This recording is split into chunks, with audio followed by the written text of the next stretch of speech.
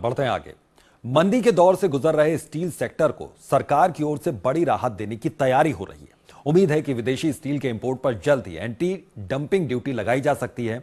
इससे भारतीय कंपनियां जो कि चीन, दक्षिण कोरिया और जापान जैसे देशों से आने वाले सस्ते स्टील के सामने अपने उत्पाद नहीं बेच पा रही थी, उनके लिए अब कारोबार करना आसान होगा।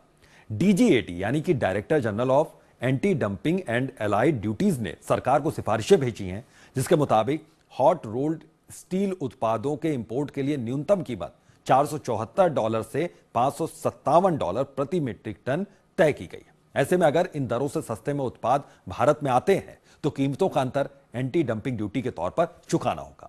आपको बता दें कि चीन अपनी खपत से 25% ज्यादा स्टील का उत्पादन करता है और यह अतिरिक्त स्टील भारत जैसे देश जहां मांग अच्छी है वहां औने पौने दामों में बेच देता है। इससे भारतीय स्टील कंपनियों की हालत लगातार बिगड़ रही थी।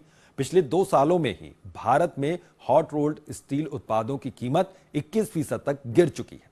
सेक्टर को राहत देने के लिए फरवरी में मिनिमम इंपोर्ट प्राइस 6 महीने के लिए लागू किया गया था। यह समय सीमा अगस्त में खत्म हो रही है। ऐसे में अगर एंटी डंपिंग ड्यूटी की सिफारिशों को माना जाता है तो यह इंडस्ट्री में नई जान फूंकने का काम करेगी।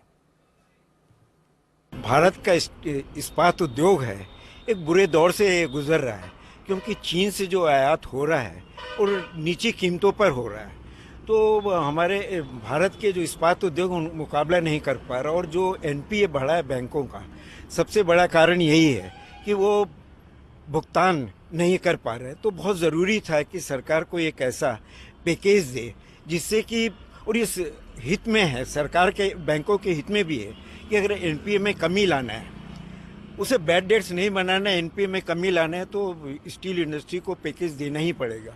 और मैं समझता हूँ सरकार के द्वारा एक बहुत सही कदम है और इस स्टील इंडस्ट्री को, भारत की स्टील इंडस्ट्री को इसकी आवश्यकता थी। तो किस तरीके से भारत की स्टील कंपनियों को, स्टील इंडस्ट्री को संजीवनी मिलेगी, ये आपको समझाने की कोशिश करते हैं।